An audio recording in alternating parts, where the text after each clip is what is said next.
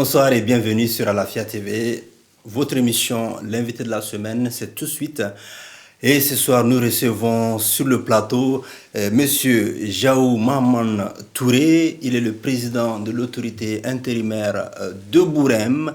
Il est également le président de la Ligue régionale de football de Gao. Merci beaucoup de nous avoir, en tout cas, d'avoir accepté notre invitation sur ce plateau. Alors, l'invité de la semaine, c'est vous aujourd'hui. On parlera essentiellement de la gestion du Conseil des cercles, c'est-à-dire de l'autorité intérimaire de Bourem, mais aussi donc de la Ligue régionale de football. Il est d'ailleurs là à Bamako pour participer à l'assemblée ordinaire de la FEMAFOOT, la Fédération malienne de football, qui s'est tenue, une assemblée générale qui s'est tenue le 19 mars dernier. On va commencer avec ça déjà. Alors, concrètement, l'assemblée générale, ça s'est terminé comment? Ça s'est bien passé? Merci, M. Mega, de me donner l'opportunité aujourd'hui à Alafia TV pour me prononcer sur l'AG ordinaire tenu le 19 mars 1922.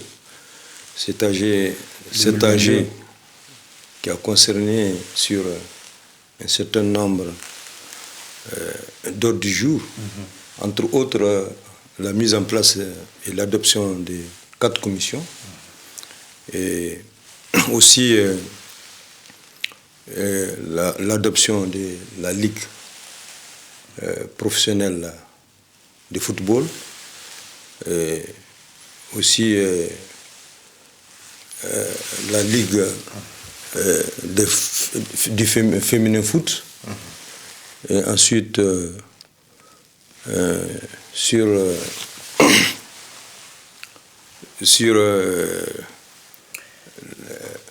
entre autres. Ok. Donc, cette assemblée s'est bien tenue.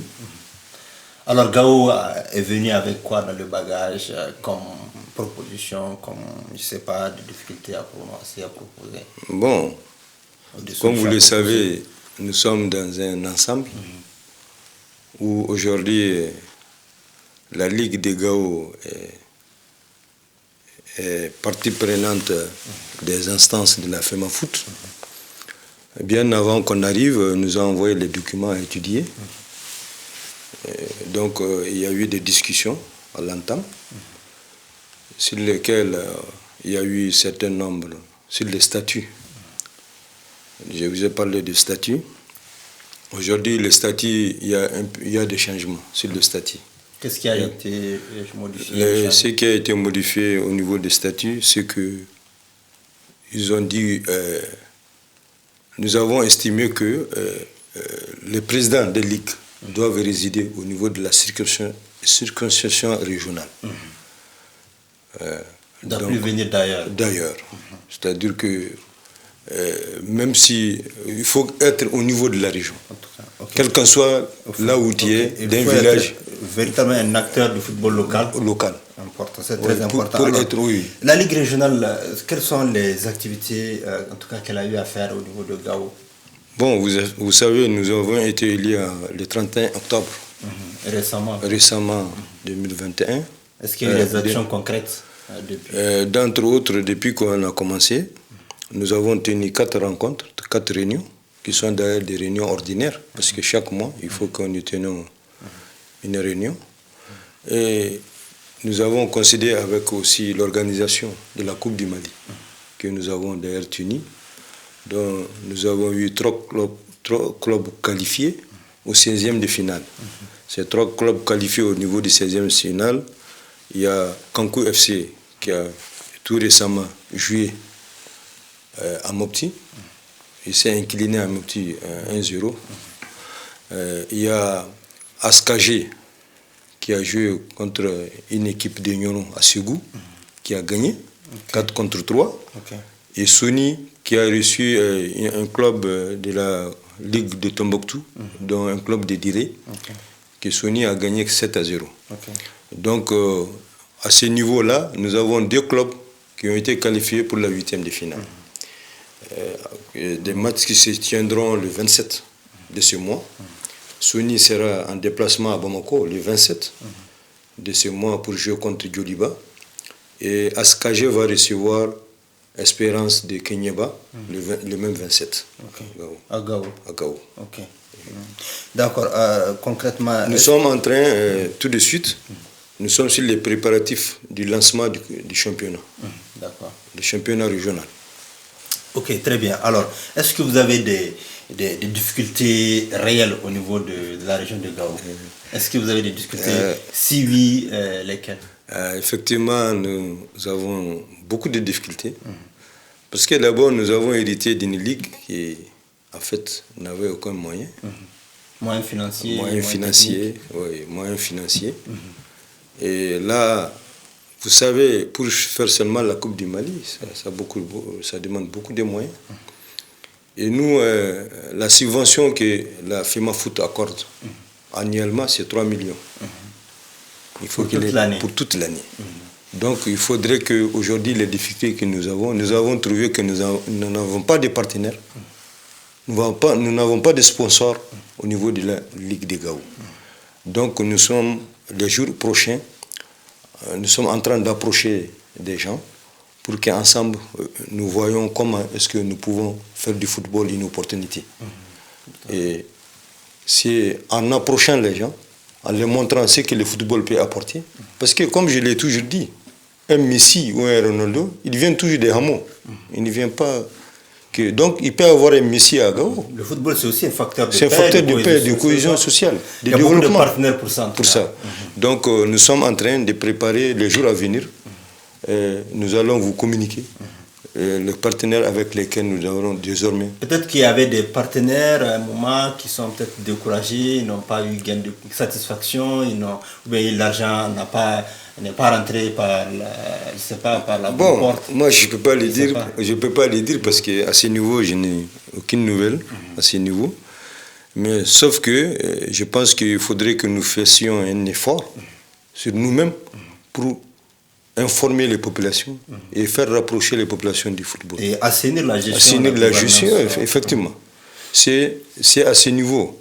À chaque fois que nous organisons une compétition, nous sommes tenus de rendre compte de la population. Et ça, nous sommes en train de faire partie de notre programme. Très bien.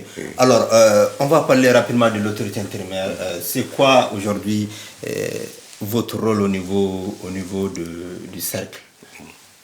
Bon, effectivement, j'ai été nommé au niveau de l'autorité intérimaire comme président. Et depuis que nous avons été nommés, on est à pied d'œuvre sur un nombre d'aspects de gestion. Et aujourd'hui, l'autorité intérimaire, c'est la coordination au niveau du cercle. Et notre gestion, c'est nos compétences. On a des compétences. Sur la santé, par exemple, c'est le centre de référence. Le centre de santé de référence que nous gérons. Et les lycées au niveau de Bourem, dans le domaine de l'éducation. C'est de votre ressort. Donc, depuis qu'on est aux affaires, nous tentons toujours ensemble de voir comment solutionner les difficultés. Et pourtant, quand on prend par exemple Bourem, c'est les deux, en tout cas, c'est l'école. Quand on parle de l'école, c'est surtout le lycée qui pose problème. Aujourd'hui, parce que le lycée, il n'y a pas d'enseignants, le chantier n'est pas toujours, en tout cas, l'école, le lycée qui a été construit n'est toujours pas opérationnel.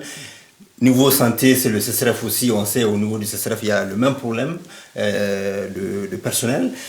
On va commencer avec peut-être le lycée déjà.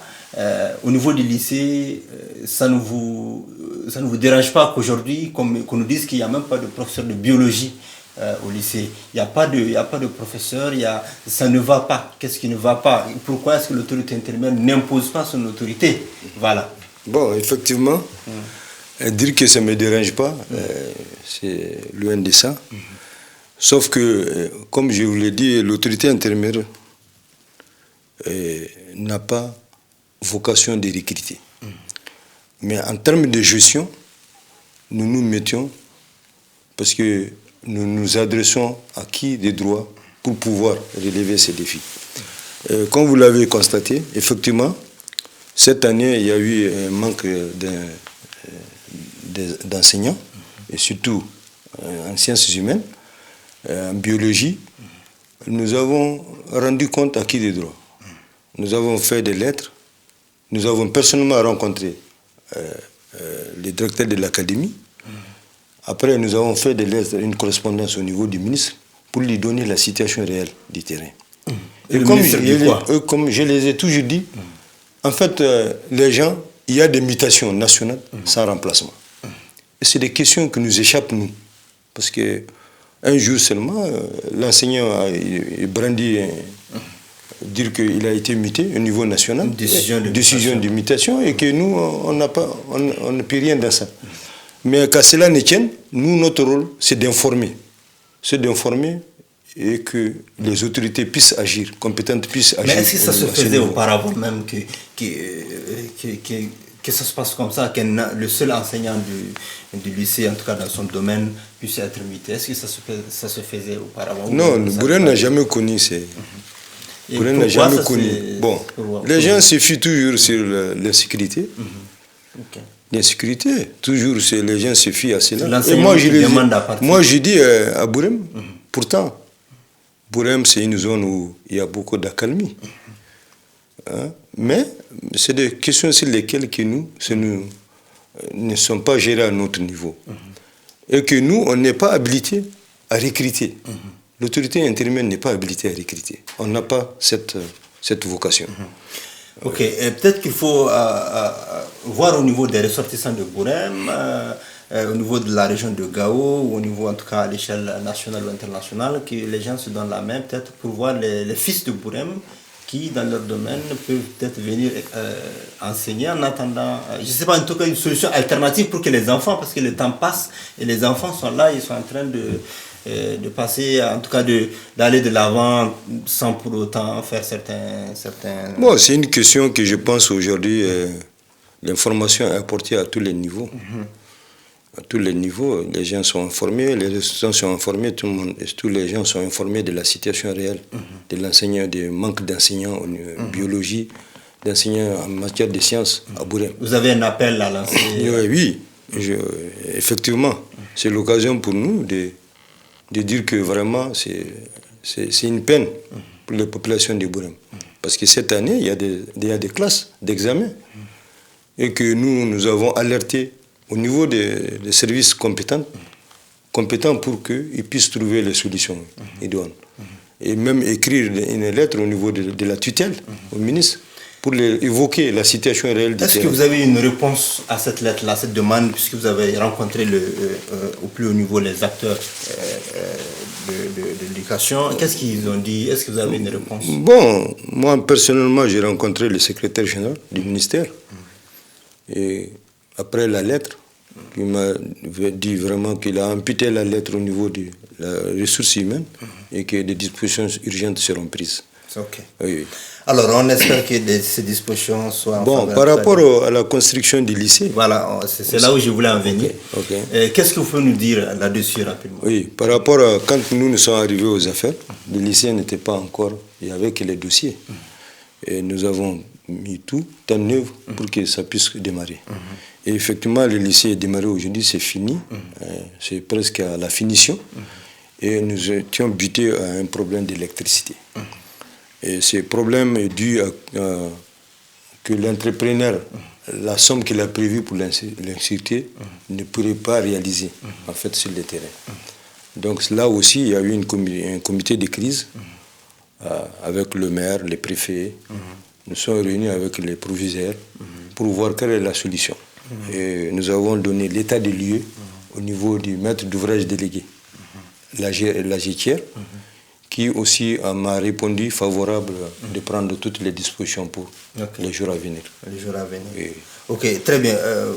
Par rapport à la question, nous sommes partis en tout cas avec notre caméraman pour voir. Et concrètement, on a vu que en tout cas, un lycée a besoin de terrain de football, de basketball, je ne sais pas quoi. Qu'est-ce qui manque? Est-ce que c'est seulement l'électricité qui manque? Non.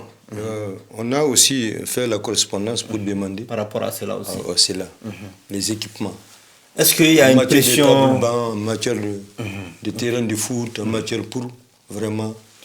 Qu'est-ce qui a fait que le lycée s'arrête alors que les autres, en tout cas dans beaucoup d'autres localités, le lycée se construit, en tout cas normalement, il n'y a pas ces questions d'électricité, ces questions de... Il y a une maîtrise d'ouvrage qui est là, qui chapeaute tout, qui a un budget, qui se dit, bon voilà, l'entreprise aussi dit, bon, moi je peux faire tout ça là, à ce prix-là.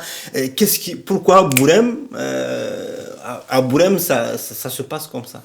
Bon, vous savez, au niveau de l'entreprise, c'est que quand l'entreprise a postulé, au volet électricité, le coût qu'il a mis était très très minime. Il n'avait pas fait une étude au préalable. Par rapport, oui. Bon, il a pris selon les dossiers.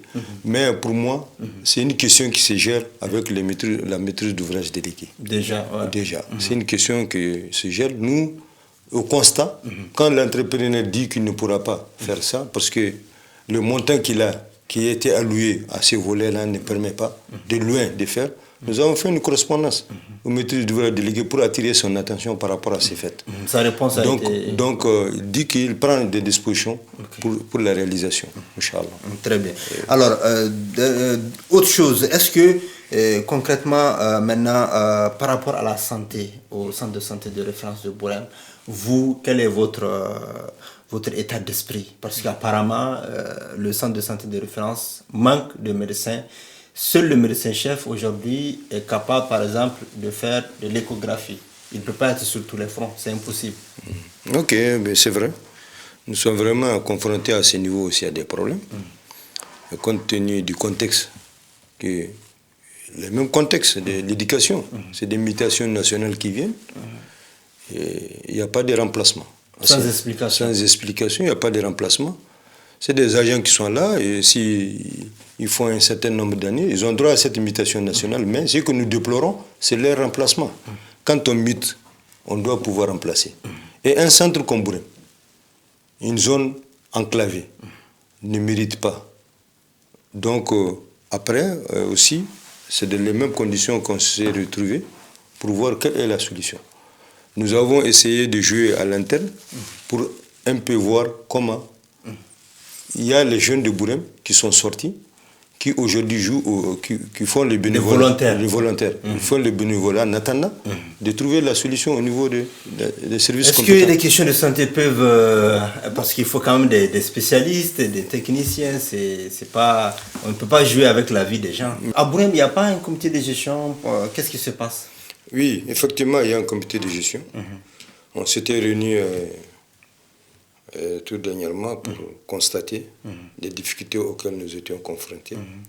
Et à ce niveau, on a pris des dispositions, et surtout au niveau de la tarification. Parce que vous savez, à Bourem,